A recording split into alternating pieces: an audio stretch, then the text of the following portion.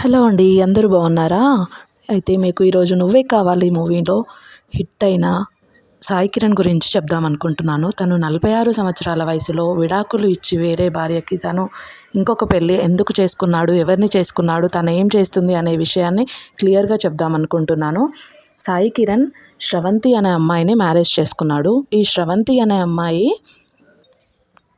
తన తండ్రి ప్రోత్సాహంతో 2010లో తన 10th అయిపోగానే 'గల్లీ కుర్రాళ్ళు' సినిమాలో అవకాశం వచ్చింది.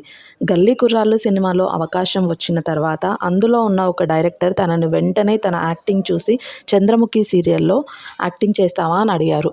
తను 'చంద్రముఖి' సీరియల్లో యాక్టింగ్ చేసింది. తను చేసిన నటనని బట్టి తనకి నెక్స్ట్ వెంటనే కంచె మూవీలో అవకాశం వచ్చింది. 'చంద్రముఖి' సీరియల్లోనే తనకు చాలా బ్రేక్ వచ్చిందని చెప్పొచ్చు.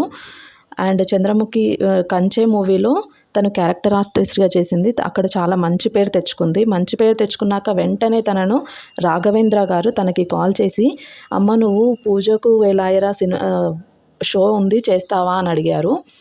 తను చాలా అంటే చాలా ఆనందంతో ఉండి, నేను ఖచ్చితంగా ఇది చేస్తానండి అని చెప్పేసి అంత పెద్ద ఆయన కాల్ చేసినప్పుడు ఒప్పుకుంది.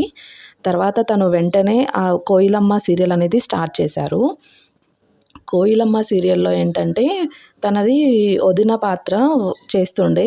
ఈ సాయి కుమార్ అనే వ్యక్తి దాంట్లో చేస్తున్నప్పుడు తినది వదిన క్యారెక్టర్. 'కోయిలమ్మ' సీరియల్లో తన యాక్టింగ్ అందరికీ చాలా అంటే చాలా నచ్చేసింది.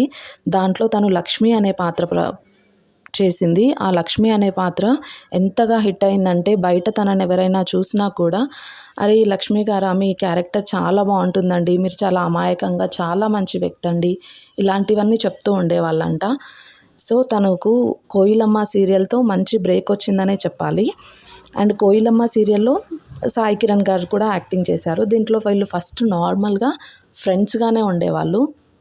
ఈ ఫ్రెండ్షిప్ కాస్త కొన్ని రోజులకు వాళ్ళిద్దరి మధ్య ప్రేమగా మారింది. సాయి కిరణ్కు ఇంతకుముందే పెళ్ళయింది.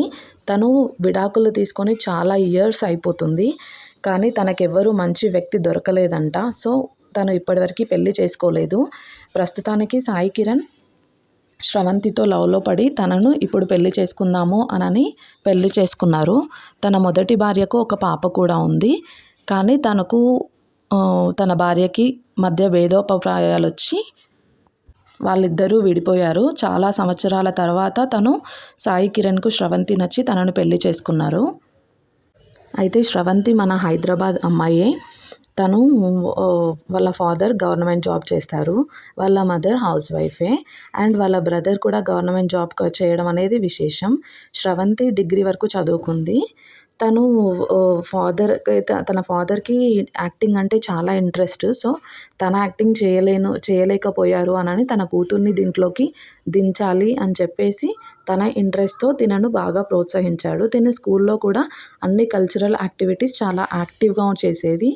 సో తనని ఇంకా ప్రోత్సహించి సీరియల్లోకి సినిమాలోకి వెళ్ళడానికి వాళ్ళ డాడీ చాలా ప్రోత్సహించారంట. వాళ్ళ నాన్న ఏది చెప్పినా మంచిగా ఒప్పుకునేవాళ్ళు. సో వీళ్ళిద్దరూ మేమిద్దరం ప్రేమించుకుంటున్నాము, పెళ్లి చేసుకుంటున్నాము అని అంటే సరే అని వాళ్ళు అన్నీ కనుక్కొని తననిచ్చి పెళ్లి చేశారంట. సో వాళ్ళిద్దరూ హ్యాపీగా పెళ్లి చేసుకున్నారు. ఫస్ట్ భార్యతో వాళ్ళిద్దరికీ భేదోపప్రాయాలు ఉండేవి. సో వాళ్ళు విడిపోయి చాలా ఇయర్స్ అవుతుంది. ఇప్పుడు తినకు తగ్గ జోడి అనుకొని తినను పెళ్లి చేసుకున్నారు.